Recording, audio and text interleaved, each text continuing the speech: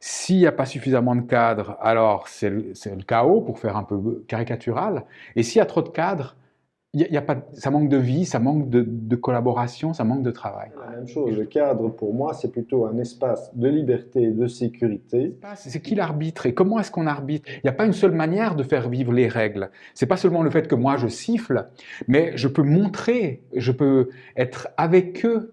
Maintenant, c'est le moment de se dire les choses. Vous avez la liberté de le dire. Exactement. Et les règles, pour moi, on parle de cadre, ça construit un cadre, donc ça construit un endroit au sens physique du terme, parce qu'en général, les gens, ils sont à un endroit physique où ils sont en sécurité pour dire tout ce qu'ils veulent. Et le fait de dire qu'ils peuvent aller jusqu'à ne rien dire, c'est vraiment aller jusqu'au fait de dire, c'est tellement sécurisé que même si vous ne dites rien, c'est encore OK. Et notre échange, il me fait rappeler que là, il y a quelque chose de très important.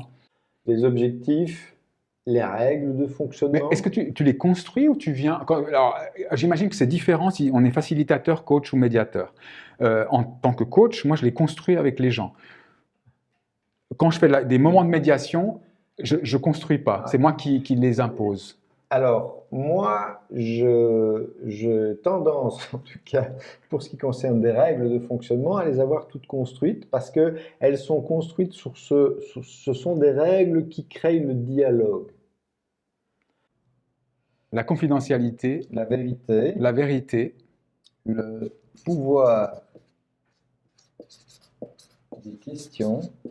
D'accord, donc pouvoir poser des questions de clarification, hein, Voilà. j'imagine. À place de tout le temps vouloir imposer son point de vue, peut-être qu'il vaudrait D'être d'abord curieux. mieux d'être curieux, de savoir si on a bien compris le point de vue de l'autre. C'est ça. Le sens du dialogue. Parce qu'on on va y venir à ton lit de rivière. Parce qu'en fait, c'est un peu ça qui... Je mets ça, hein. C'est tellement un lit de rivière que c'est un flux.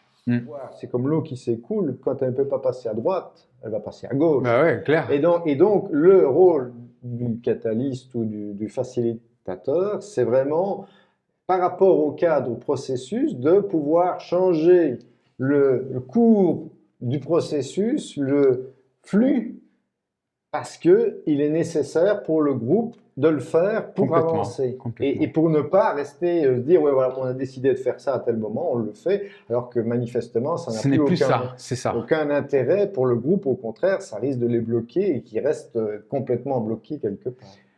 Et merci de dire qu'en fait, c'est pas de la magie, toute cette histoire dont on parle, c'est l'expérience. C'est-à-dire petit à C'est petit, beaucoup de travail, c'est beaucoup de travail. beaucoup d'expérience. À partir du moment où tu as fait énormément d'expérience, ben, tu es quand même beaucoup plus certain que non seulement tu vas arriver à nager, hein, ou à surnager, et que même la plupart du temps, tu vas même bien t'en tirer. Et c'est intéressant ce que tu dis, c'est-à-dire le moment d'accepter, je suis perdu pendant un instant et c'est pas anormal dans tout ça. Non, Au contraire, c'est même non. peut-être un signe qu'il se passe des choses. Plus en plus ce que je t'appelle le flux qui est dans ma tête. Et cette manière d'avoir ce flux, c'est de se dire, ce qui arrive maintenant est peut-être très perturbant par rapport à ce que j'ai imaginé, mais ça fait partie du flux, donc ça va aller quelque part. Ça va aller quelque Ça va part. aller quelque part. Et donc ça donne confiance que de toute façon, ça va aller quelque part. Ouais.